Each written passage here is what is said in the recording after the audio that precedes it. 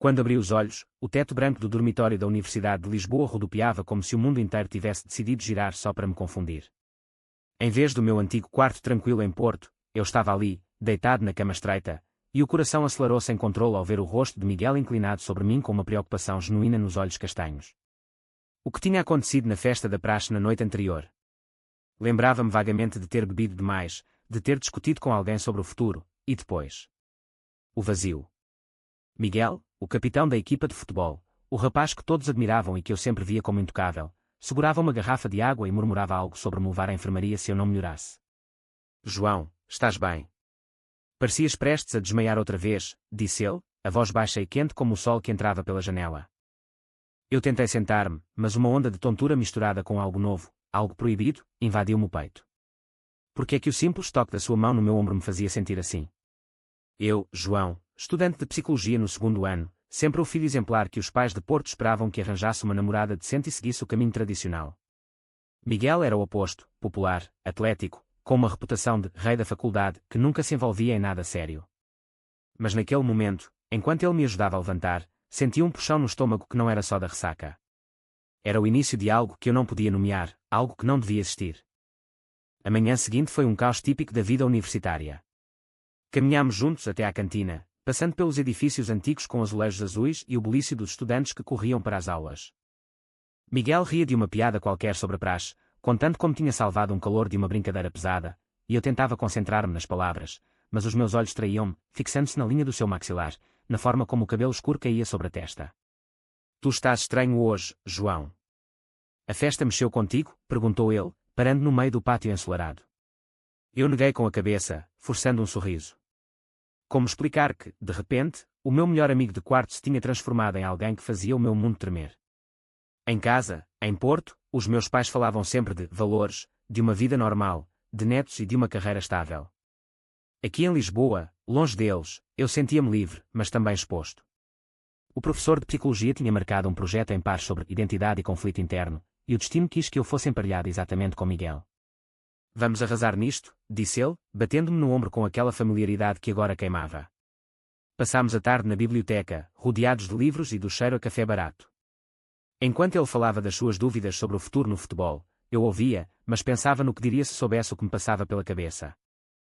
A conversa fluiu fácil, como sempre, mas cada riso seu ecoava dentro de mim como um aviso. À noite, deitado na cama oposta, ouvi a sua respiração regular e perguntei-me como é que tinha chegado a este ponto. Eu não era assim. Ou era? O espelho do quarto refletia um João que já não reconhecia completamente, e o medo misturava-se com uma curiosidade que crescia devagar, como a luz do amanhecer sobre o Tejo. Os dias seguintes transformaram-se numa dança delicada entre o que eu conhecia e o que começava a descobrir. O projeto sobre identidade avançava, e Miguel propôs que nos encontrássemos na margem do rio, perto da Torre de Belém, onde o vento trazia o cheiro do mar. Sentados num banco de pedra, ele abriu-se pela primeira vez sobre as pressões da família dele, vinda de uma linhagem de empresários do Norte que esperavam que ele seguisse os negócios em vez do desporto. Às vezes sinto que vivo para os outros, João. Tu entendes isso, não é? Perguntou, olhando-me diretamente. Eu assenti, o coração batendo forte, porque entendia demasiado bem. A minha mãe ligava todas as semanas de Porto, perguntando se eu já tinha conhecido alguém especial, e o meu pai falava de casamentos arranjados como se fosse a coisa mais natural do mundo. Eu mudava de assunto, mas a culpa crescia. Miguel e eu ríamos das mesmas piadas, partilhávamos os mesmos silêncios confortáveis, e pouco a pouco as nossas conversas tornaram-se mais profundas. Uma tarde, na cantina lotada, uma rapariga do curso de Direito, a Ana, aproximou-se dele com um sorriso largo e convidou-o para um café. Miguel recusou educadamente, dizendo que tínhamos trabalho no projeto, mas eu senti uma pontada de ciúme que me surpreendeu. Ela é fixe, mas não é o meu tipo, comentou ele depois, encolhendo os ombros. O que era o tipo dele, afinal? Eu não ousava perguntar. A universidade pulsava com vida, as tradições da praxe, os grupos de estudantes a cantar fado improvisado nas ruas estreitas, os debates acesos nas associações. Eu participava, mas por dentro lutava com uma tempestade. Uma noite, depois de uma aula sobre teorias da orientação sexual, voltei ao dormitório agitado. Miguel estava a estudar, o cabelo despenteado, e quando me viu entrar, sorriu daquele jeito que fazia o meu estômago dar voltas. Estás pálido. Aconteceu alguma coisa? Contei-lhe sobre a aula, omitindo os detalhes pessoais, e ele ouviu com atenção, dizendo que o mundo estava a mudar, que em Lisboa as pessoas eram mais abertas. mas em casa é diferente, acrescentou, e por um segundo os nossos olhares prenderam-se mais tempo do que deviam. Eu retirei-me para o banho, o coração a mil, pensando em como explicar isto à família se algum dia tivesse coragem. No fim de semana, decidimos explorar Alfama juntos, subindo as ruas empedradas até ao mirador com vista sobre a cidade. O pôr-do-sol pintava o céu de laranja, e Miguel, encostado ao parapeito, confessou que às vezes se sentia sozinho apesar de toda a fama. Tu és o único que me entende sem julgar, João. As palavras dele ficaram suspensas no ar, e eu quis dizer tanto, mas o medo travou-me. Em vez disso, toquei-lhe o braço levemente, um gesto inocente que carregava o peso de 1000 confissões não ditas. De regresso ao dormitório, deitei-me acordado horas, a ouvir a cidade lá fora e a questionar se aquele sentimento era real ou apenas uma fase passageira. A amizade estava a transformar-se, devagar, e eu sabia que não havia volta atrás. O projeto progredia, mas o meu mundo interno desmoronava aos poucos. Uma tarde, na biblioteca, a Ana reapareceu e convidou Miguel para uma festa no bairro Alto. Ele hesitou, olhou para mim e recusou outra vez, dizendo que preferia trabalhar conosco. Ela lançou-me um olhar estranho, como se suspeitasse de algo, e saiu com um comentário seco sobre amizades demasiado próximas.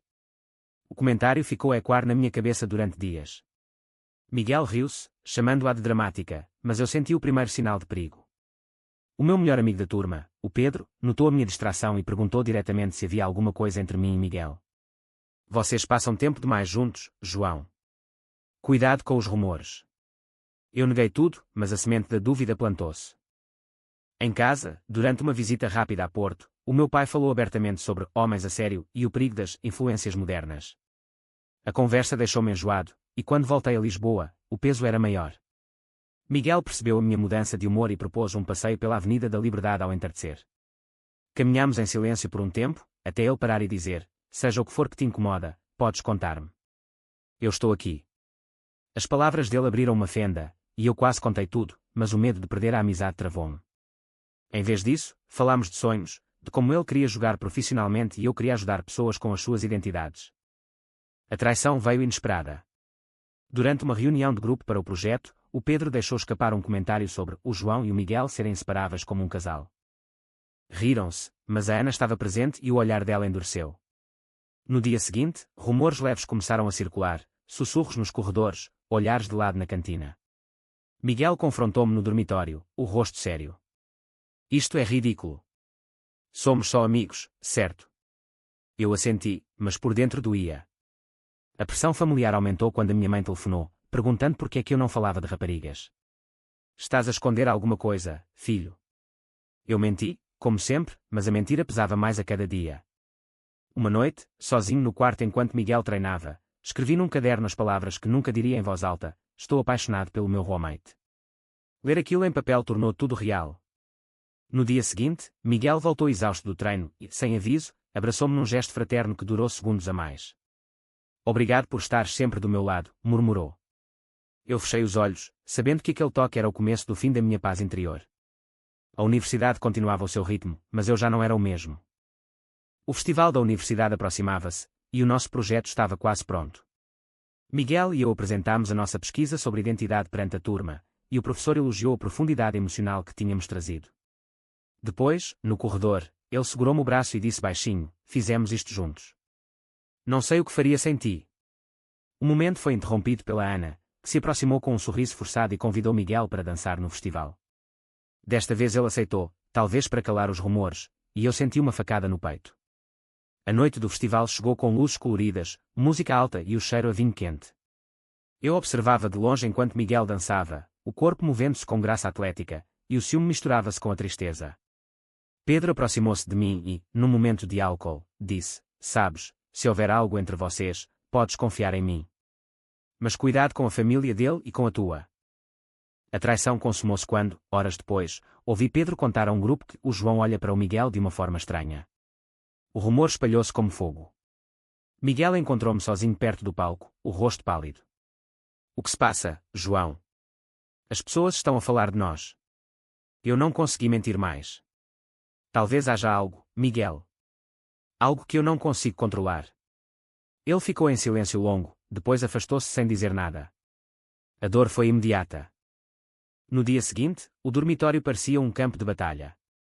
Miguel evitava-me, e eu passei horas a andar por Lisboa, subindo até ao Castelo de São Jorge, onde o vento levava as minhas lágrimas.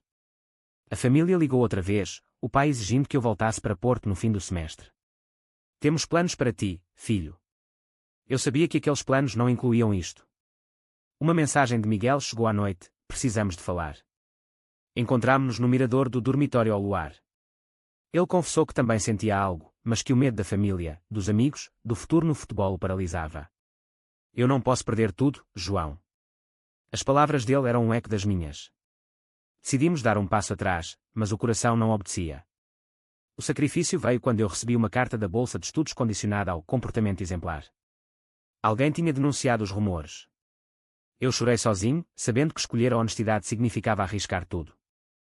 O clímax chegou na última noite do festival, quando o palco principal iluminou-se para as apresentações finais. Miguel subiu para falar em nome da equipa de futebol, mas os seus olhos procuravam os meus na multidão. Quando terminou, veio diretamente até mim, ignorando os olhares. Não consigo fingir mais, João. O que sinto por ti é real, e eu escolho isto, mesmo que custe tudo. As palavras dele foram como uma libertação. Abraçámo-nos ali, em frente a todos, e pela primeira vez não me importei com os sussurros. A Ana afastou-se, o Pedro pediu desculpa mais tarde, e a universidade, com toda a sua diversidade, pareceu aceitar-nos no seu ritmo próprio. A família foi o maior obstáculo. O meu pai desligou o telefone quando contei, mas a minha mãe, em segredo, disse que me amava independentemente. Miguel enfrentou os pais dele com a mesma coragem, e juntos aprendemos que o crescimento vem das escolhas difíceis. Meses depois, caminhando de mãos dadas pelas ruas de Lisboa ao pôr do sol, eu sentia-me completo. O rapaz que eu não devia amar tornou-se o meu maior apoio, e eu o dele. A jornada não acabou, mas agora era nossa. É verdade ou falso que o amor entre dois homens pode florescer verdadeiramente apenas quando se escolhe a honestidade total, mesmo que isso signifique perder o apoio da família e enfrentar o julgamento da sociedade?